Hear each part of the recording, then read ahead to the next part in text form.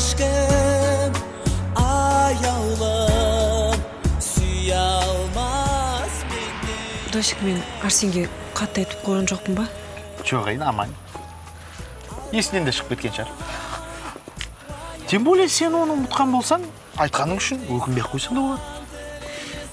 Қанша жыл өтсе де, мені жылатып тастап кетсе де, жүрегім оны ұмыта алмай жүр.